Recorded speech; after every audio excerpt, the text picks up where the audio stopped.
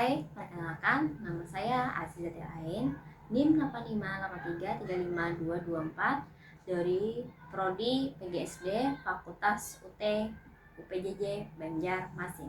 Di sini saya akan mempresentasikan hasil strategi difusi inovasi asesmen adaptif berbasis AI. Inovasi perguruan tinggi untuk meningkatkan kualitas evaluasi menggunakan teknologi AI, yaitu strategi untuk menyebarluaskan penggunaan asesmen adaptif berbasis AI di perguruan tinggi. Inovasi ini bertujuan meningkatkan kualitas evaluasi pembelajaran seperti membuat tes lebih personal, lebih efisien, dan lebih akurat dalam kemampuan mahasiswa. Selanjutnya di sini ada karakteristik inovasi atau ROGERS. Yang pertama ada relative advance. Sejauh mana asesmen AI lebih baik daripada metode tes tradisional. Misalnya, hasil lebih akurat, otomatis, hemat waktu.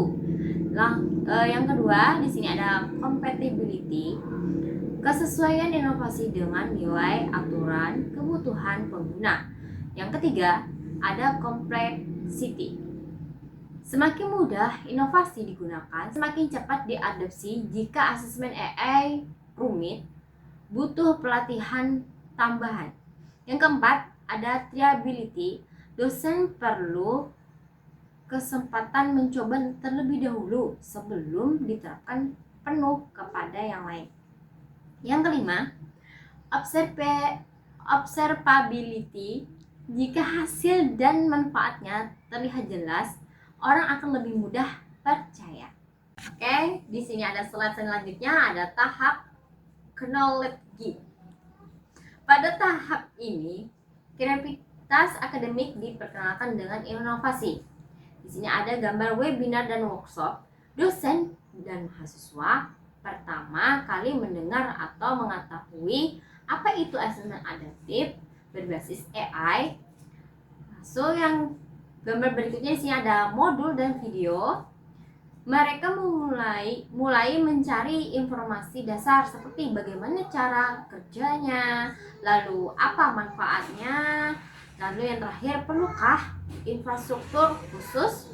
Langsung selanjutnya di sini ada gambar sosialisasi media kampus. Workshop pengenalan biasanya dilakukan pada tahap ini.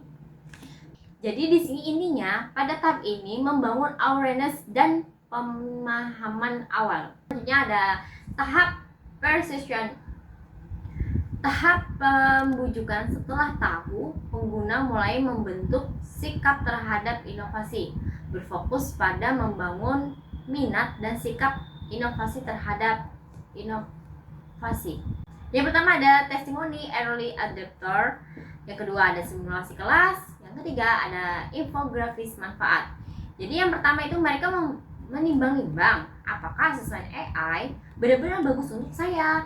Terus yang kedua, sentimen positif atau negatif, berbentuk diskusi dan demonstrasi nyata dilakukan agar pengguna percaya. Yang ketiga, strategi yang harus dilakukan kampus itu menunjukkan bukti keberhasilannya. Demo pengguna yang menarik itu bagaimana? Terus menjawab kekhawatiran misalnya seperti tentang keamanan data. Terus yang terakhir di sini ada menyediakan mentor atau spesialis AI in education.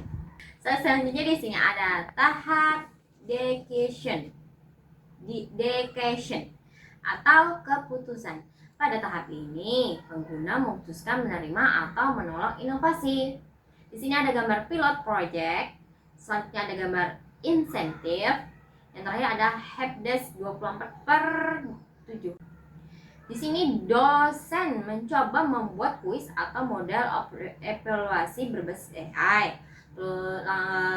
Kampus memberi akses sistem atau platform uji coba.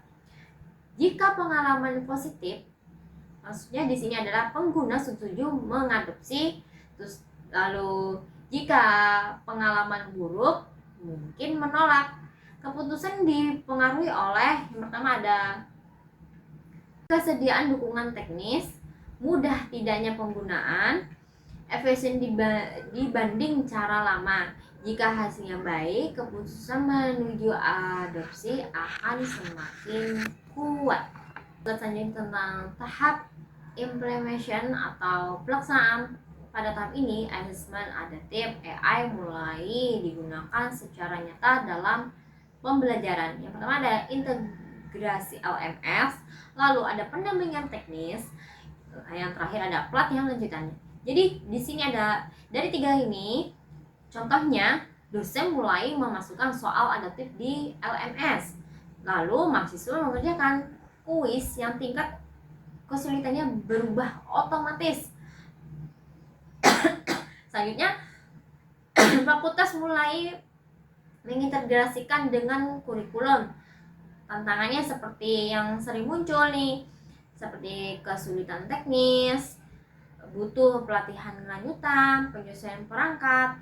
Di sini tujuannya adalah memastikan inovasi berjalan dengan baik dalam praktik sehari-hari.